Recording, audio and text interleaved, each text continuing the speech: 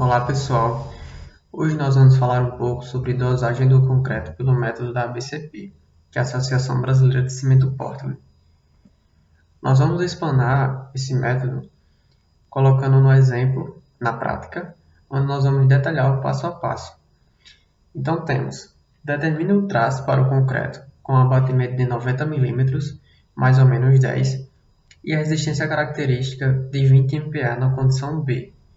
Os dados dos materiais estão na tabela.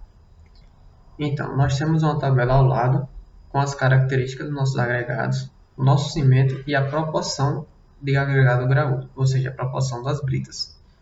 Nós temos para a areia, seu módulo de finura é igual a 2, o seu inchamento é de 27%, a sua umidade está com 5%, a sua massa específica é 2.650 kg por metro cúbico e a sua massa unitária é de 1.460 kg por metro cúbico.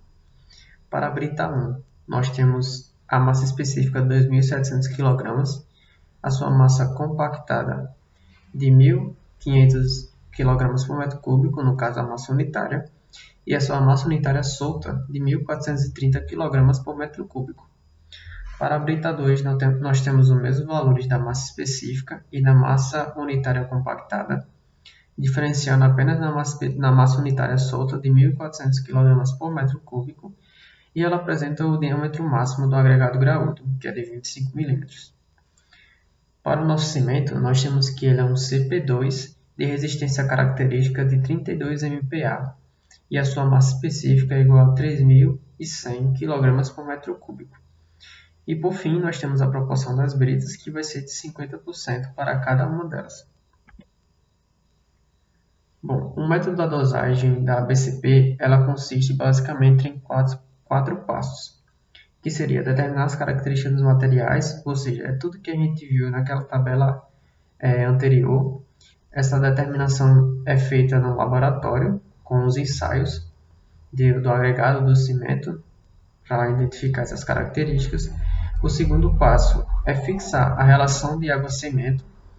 O terceiro passo é determinar o consumo de materiais. E, por fim, nós apresentamos o traço. Antes de começar esse método, nós temos que passar por um passo zero, que seria a correção da resistência do concreto. Por que corrigir a resistência do nosso concreto? Quando vamos fazer o concreto, seja em obra ou seja fabricado, ele é submetido a condições que não são iguais em todos os ambientes. Ou seja, nós temos que levar em consideração a umidade que está agindo no nosso material, nosso agregado, no cimento. Nós temos que levar em consideração a forma em que estamos calculando, se é em volume, se é em massa. Então, existe uma variação da precisão e fatores que condicionam o resultado dessa resistência no concreto. Então, nós temos que atingir uma resistência de 20 MPa. Só que para garantir essa resistência, a gente faz uma correção no nosso traço. Aqui, nós temos que o nosso concreto vai ser feito na condição B. E o que seria essa condição B? São condições de preparo descrito pela NBR 12.655, que vai descrever o controle dos materiais que a gente está utilizando no nosso concreto. No nosso caso, com a condição B, nós temos o cimento que é medido em massa, a nossa água é medida em volume, mediante um dispositivo dosador, e os agregados são medidos em massa combinada com volume. E ainda mais, nós temos que a umidade do agregado miúdo ela é determinada pelo menos 3 vezes ao dia, ou seja, existe um certo controle. E o seu volume ele é corrigido através da curva de inchamento estabelecida especificamente para esse material. Dito isso, nós vamos aplicar na fórmula da correção que é descrita no método, que consiste na resistência corrigida, ou seja, o FCJ, é igual à resistência que nós desejamos, mais 1,65 vezes o desvio padrão de cada condição. No nosso caso, o nosso desvio padrão é de 5,5 MPa. Fazendo os cálculos do nosso exemplo, nós vamos ter uma resistência de 29 MPa para garantir a resistência do concreto nas condições em que ele está sendo submetido. O próximo passo é a definição da relação água-cimento. Nós precisamos de dois valores, que seriam a resistência corrigida e a resistência característica do nosso cimento. Com esses dois valores, nós vamos olhar a curva de Abrams, que ela é em função da resistência à compressão requerida, ou seja, a que nós desejamos, no caso 29 MPa, e ela tem a resistência característica do cimento aos 28 dias. Então, esses traços aí vai descrever a resistência de cada cimento.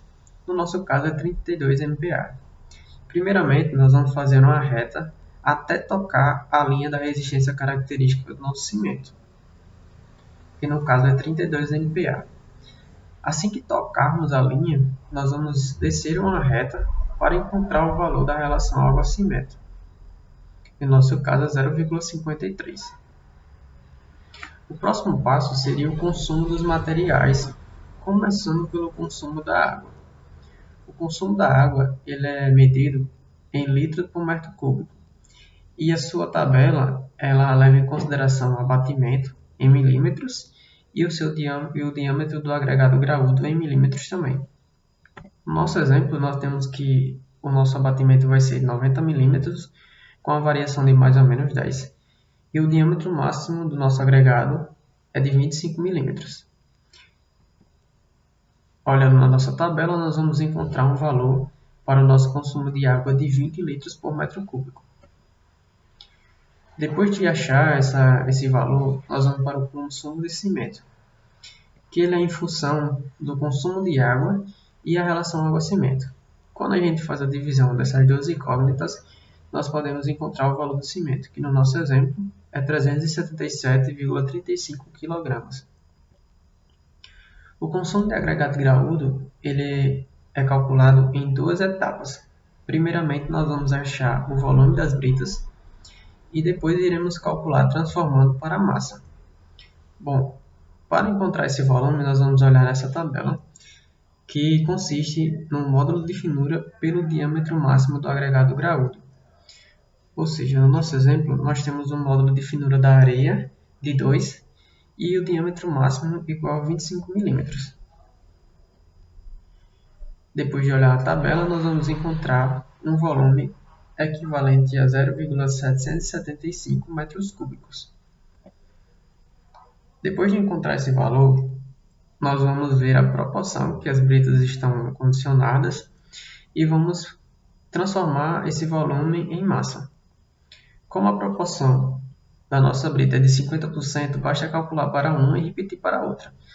Então, como é que nós vamos transformar essa relação de volume para massa?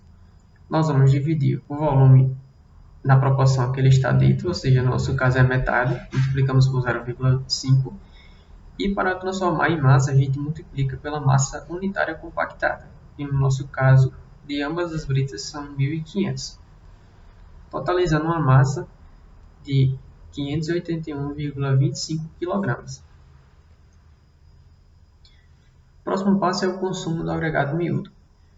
Como nós já calculamos o consumo do cimento, da água e das britas, só fica faltando o agregado miúdo, que no caso é a areia. Então, para encontrar o volume e aplicar na fórmula do consumo do agregado miúdo, nós vamos fazer a seguinte analogia. Todo traço é calculado para 1 metro cúbico, ou seja, 1 metro cúbico de volume. Se nós sabemos os outros volumes do restante dos materiais, podemos subtrair de 1 metro cúbico e encontrar o valor do volume do agregado miúdo. Então, se você não souber o volume de cada material, basta dividir pela massa específica de cada um. Ou seja, o cimento, que é 377,35 kg, dividido pela sua massa específica, que é 3.100, e assim sucessivamente com os outros materiais.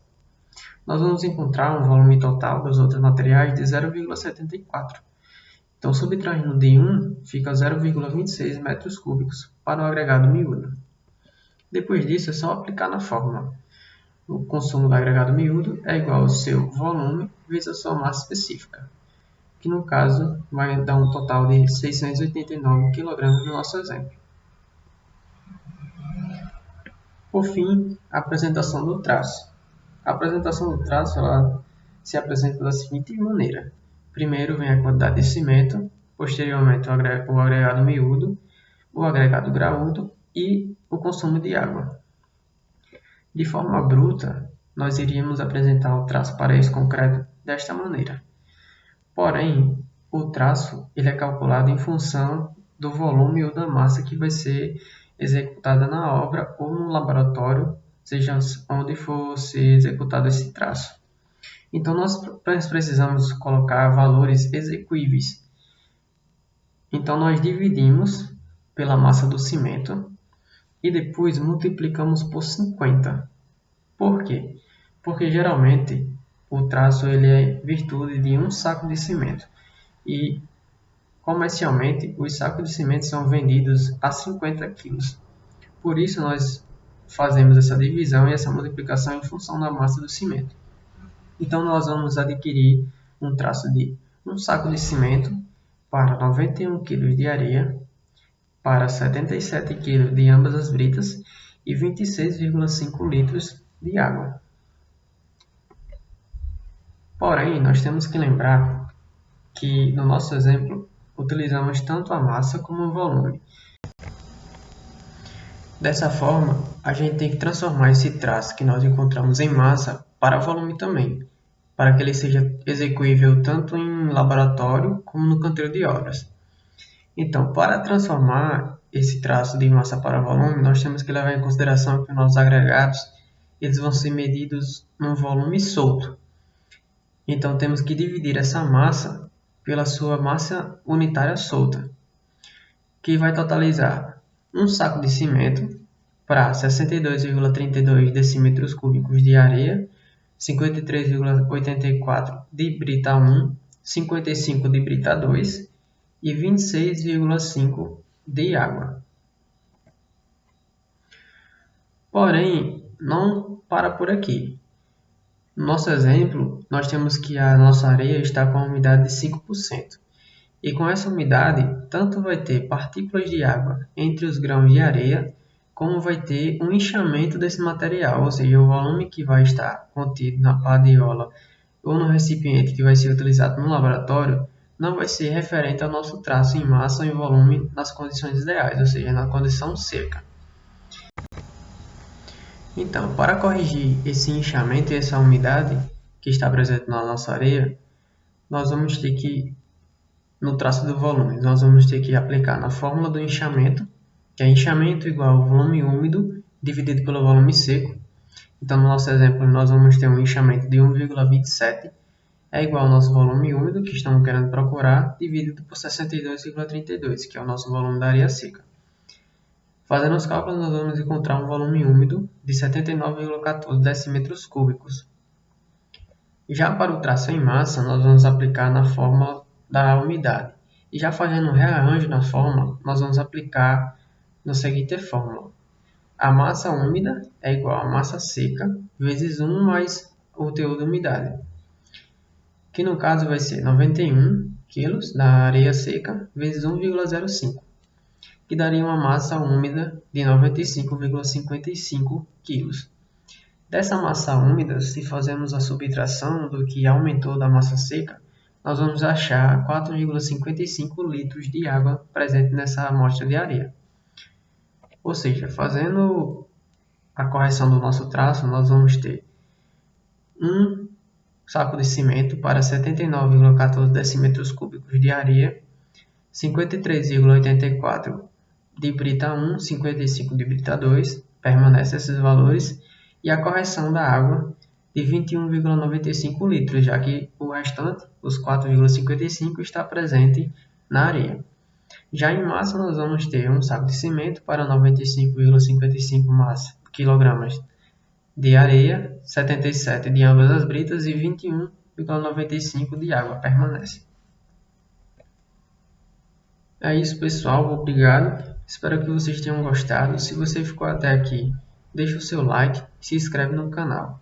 Até a próxima!